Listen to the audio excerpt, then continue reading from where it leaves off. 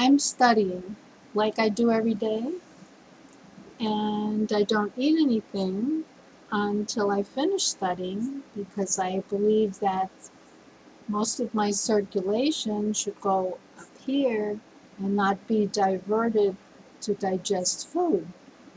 Anyway, it's good to go without food for several hours a day so your body can rest. I mean, digestion is hard work. I do drink water though. Anyway, I started recently reading a book I read before, but it's been a few years. It was written by Maimonides a long time ago. He was a rabbi and a doctor, spoke several languages. Anyway, what I just read today, it just happened to open there, was regarding people who have bad temperaments, for example, anger. And it gives the cure.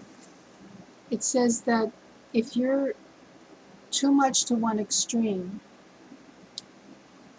you should go to the other extreme on purpose.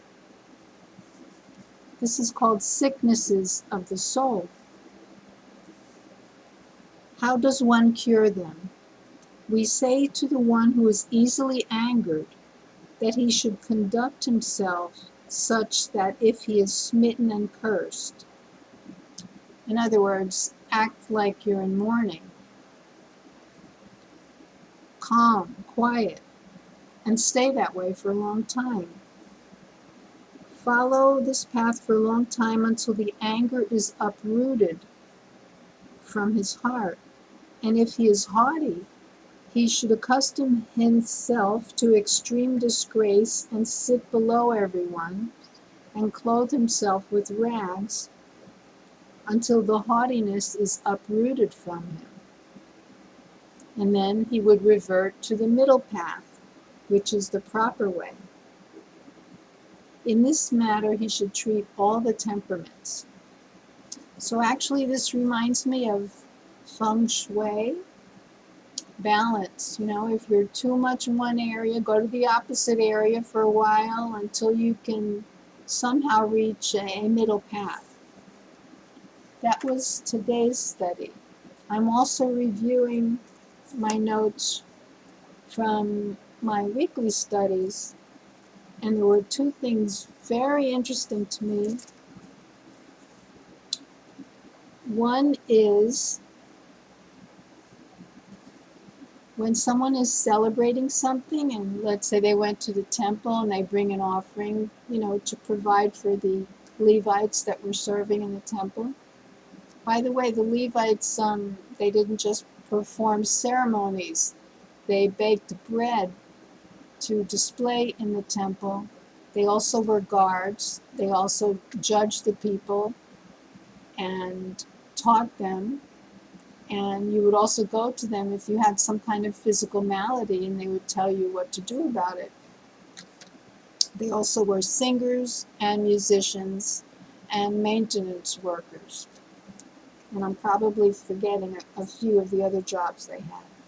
Anyway, when someone was going to bring an offering and share it with the priests because they were rejoicing about something, in the notes to the book I'm reading, it says that they should also provide for the stranger, um, meaning the foreigner, and also the poor, and also the fatherless, and also the widow. Now, can you imagine if we would do this in modern life, if whenever we're rejoicing about something in our personal life, that we would share it with everyone we know who is in some kind of difficult circumstance. Imagine what society would be like. And think about this. It's not like what people do today. They make a donation to an organization. You don't know what they're doing with the money. Wouldn't it be better to give personally to people? Next point.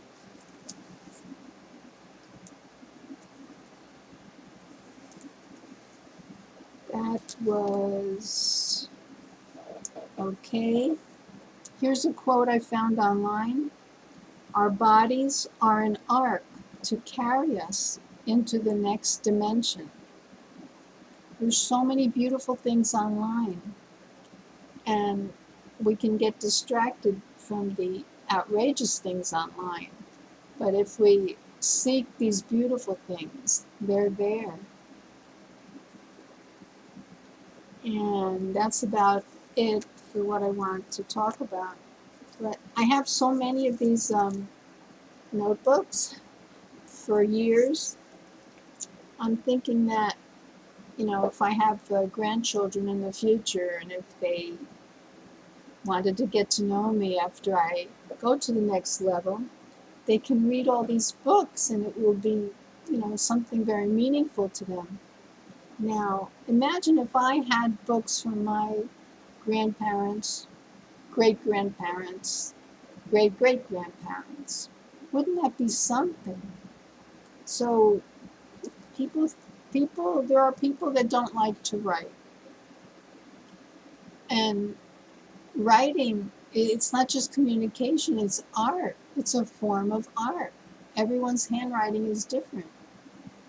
And what can I say? There's so many good things we can do. And we have to do good things because there's so much bad in the world. I'm just, I sit in front of the TV sometimes and there's tears in my eyes, the things I'm hearing. I don't watch the news anymore. I just read it online, and that's enough. But if you want to do something good with the bad things you hear, just say a prayer.